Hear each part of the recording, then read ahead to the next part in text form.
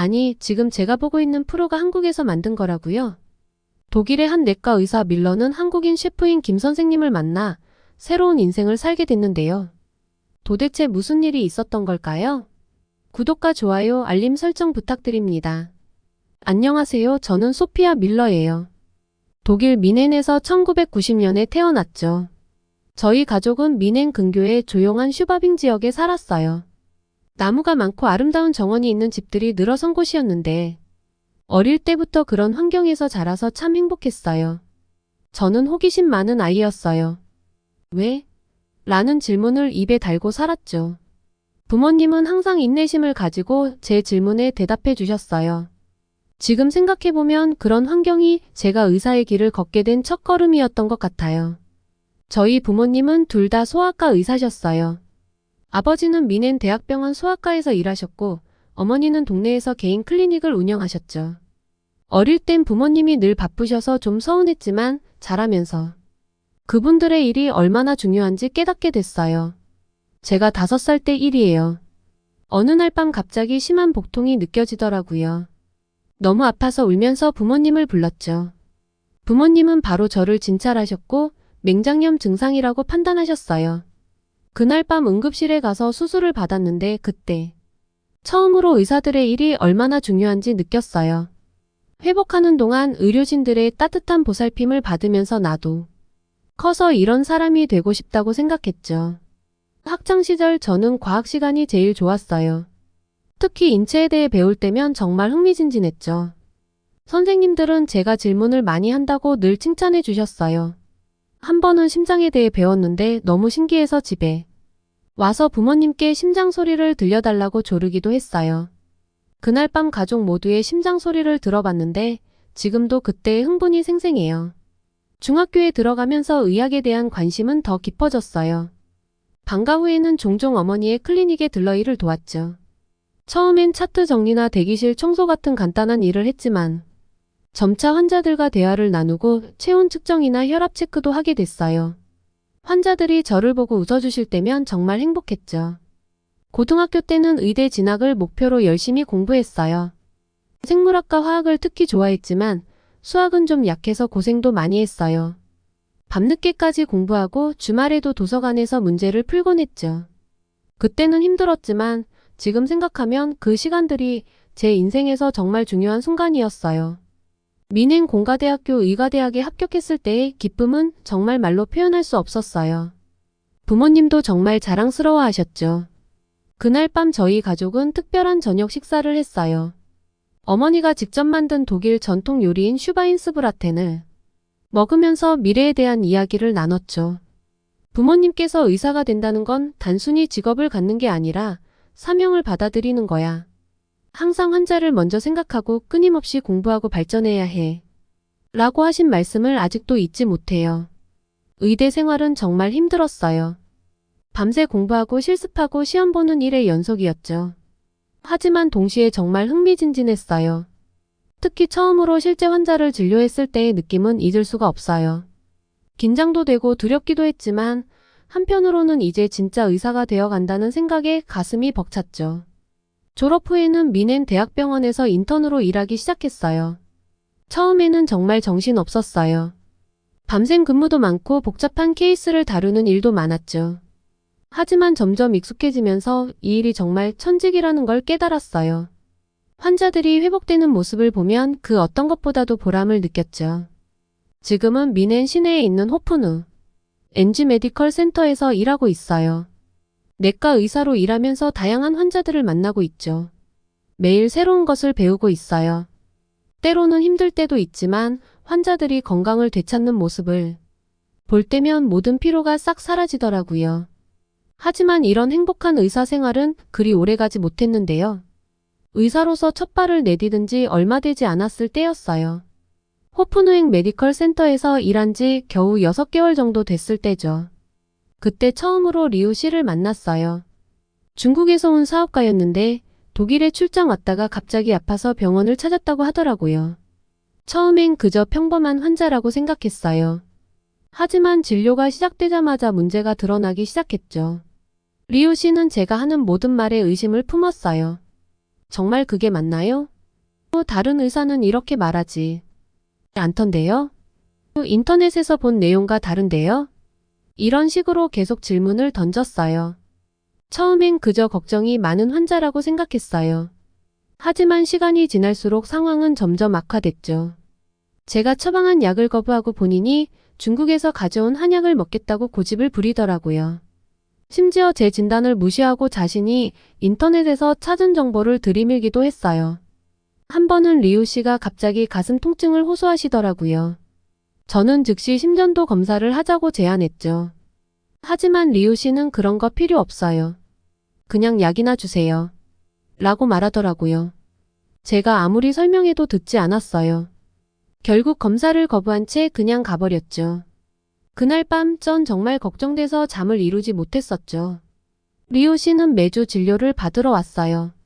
그때마다 저는 긴장했죠.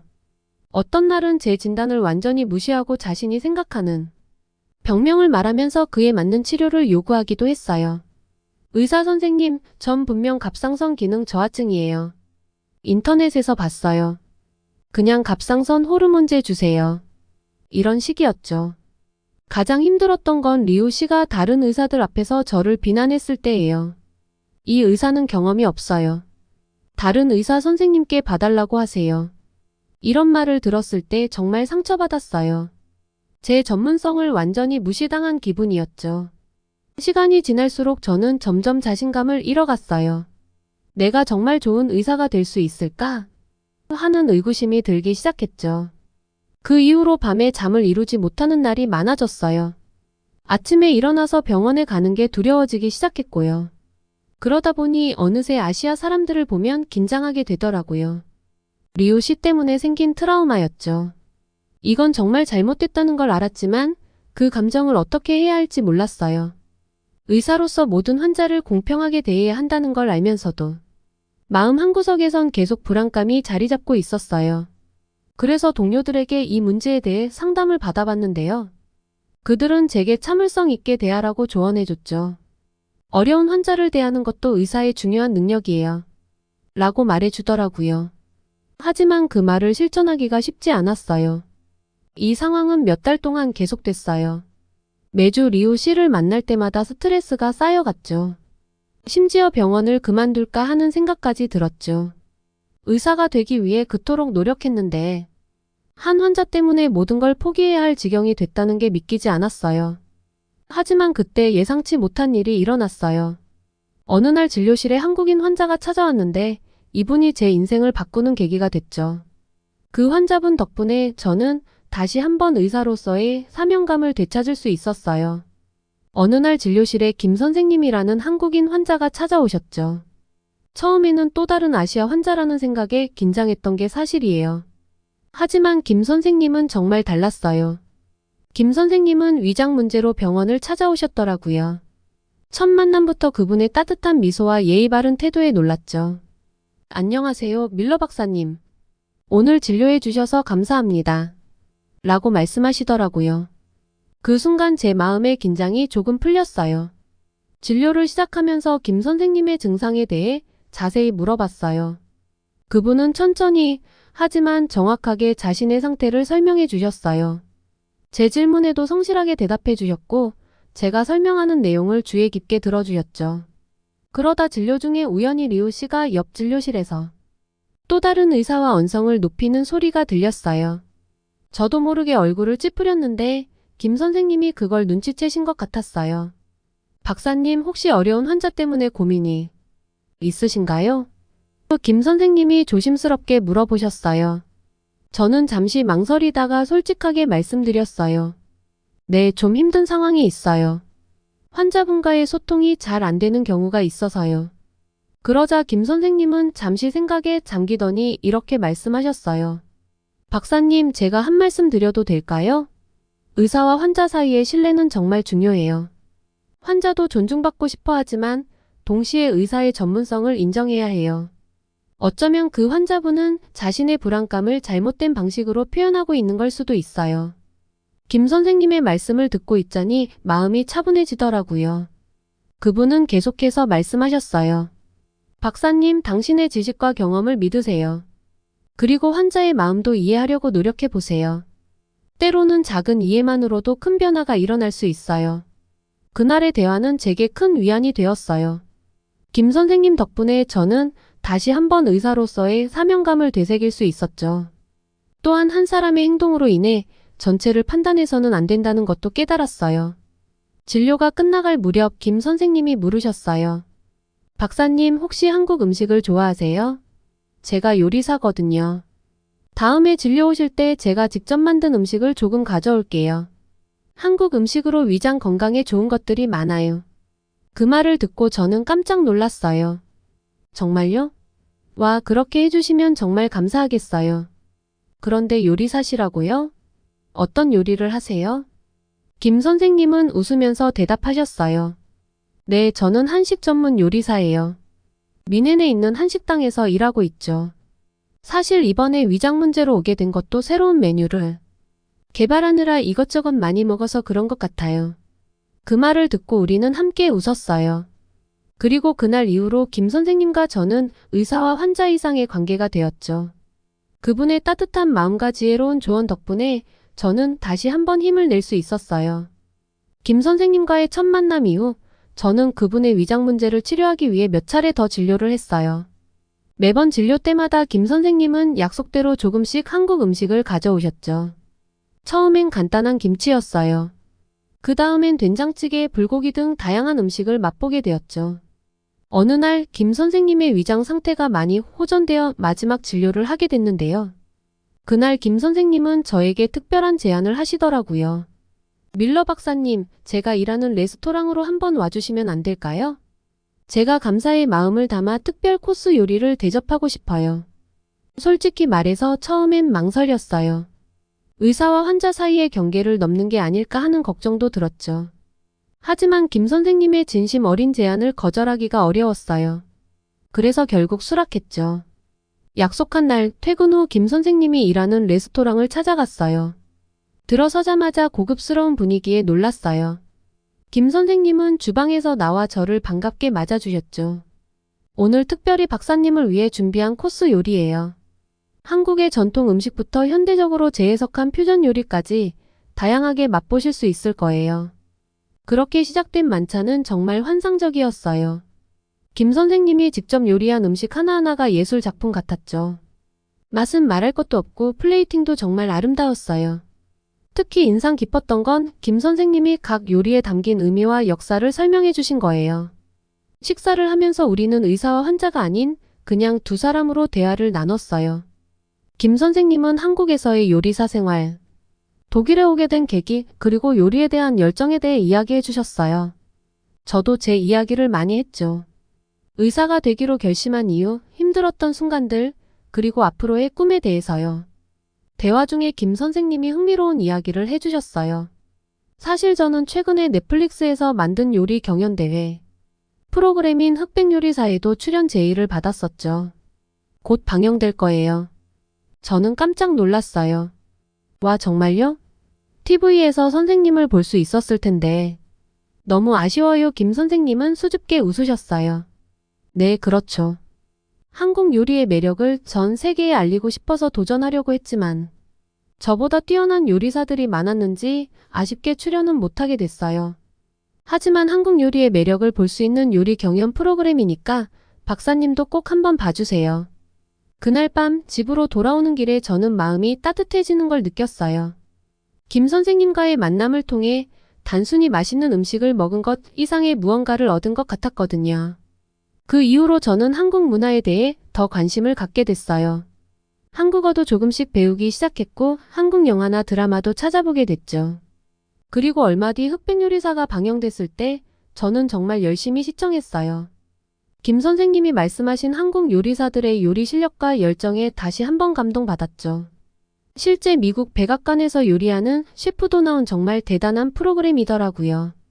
이 경험을 통해 저는 의사로서 그리고 한 사람으로서 많이 성장했어요. 환자를 단순히 치료의 대상으로 보는 것이 아니라 각자의 이야기를 가진 개인으로 대하는 법을 배웠죠.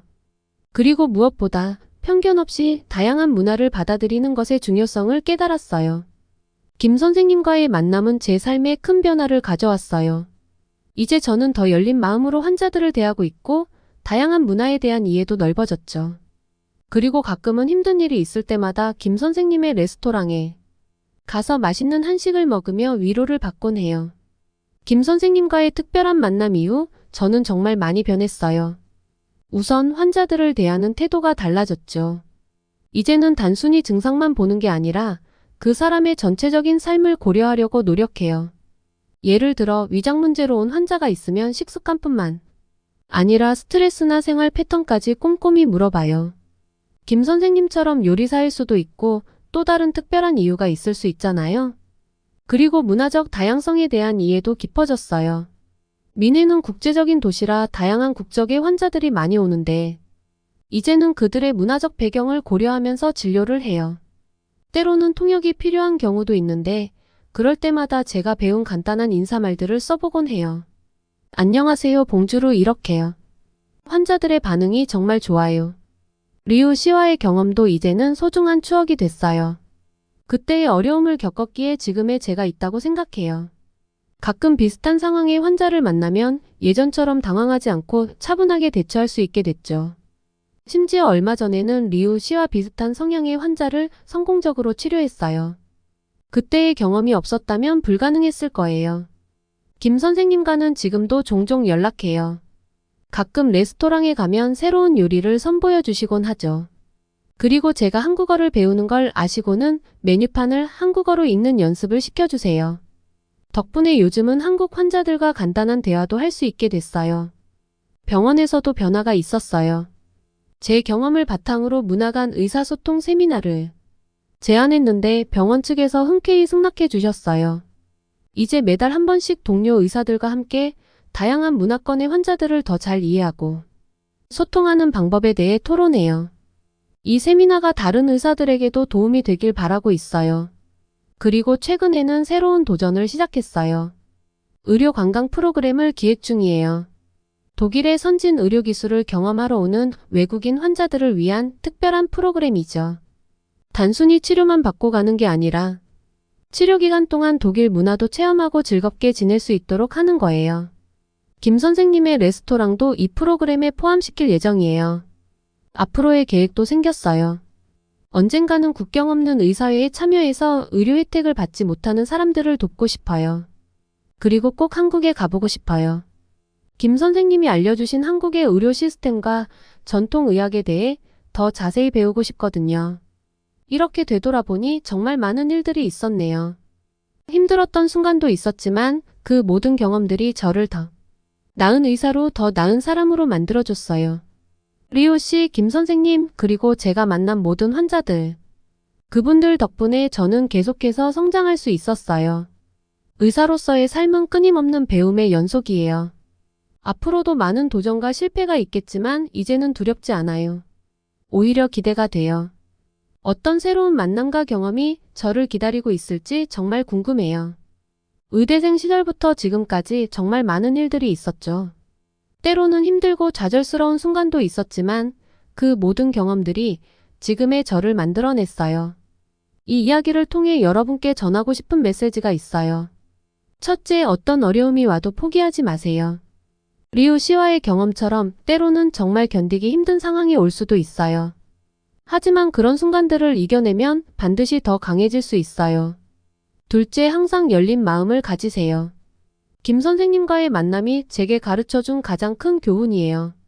선입견 없이 사람들을 대하면 예상치 못한 아름다운 인연을 만날 수 있어요. 셋째, 계속해서 배우고 성장하세요. 의학 기술은 날마다 발전하고 있고 세상은 빠르게 변하고 있어요. 저는 앞으로도 계속 공부하고 새로운 것을 배우려고 노력할 거예요.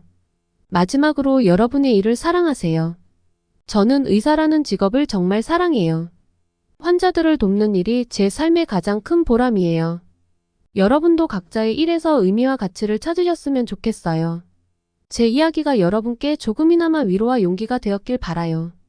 우리 모두 각자의 자리에서 최선을 다하면서 동시에 서로를 이해하고 배려하는 따뜻한 세상을 만들어갔으면 좋겠어요. 지금까지의 사연 어떻게 들으셨나요? 김 선생님으로 인해 밀러의 삶이 정말 훌륭하게 바뀌어가고 있는 것 같은데요. 여러분들도 각자의 삶에서 다양한 경험을 하고 계실 텐데요. 때로는 힘들고 어려운 순간도 있겠지만 그 모든 순간들이 여러분을 더 강하고 지혜롭게 만들어줄 거라 생각합니다. 이 사연을 통해 모두가 용기를 얻고 힘을 내셨으면 좋겠네요. 다음에 더 재밌는 사연으로 돌아오겠습니다. 감사합니다.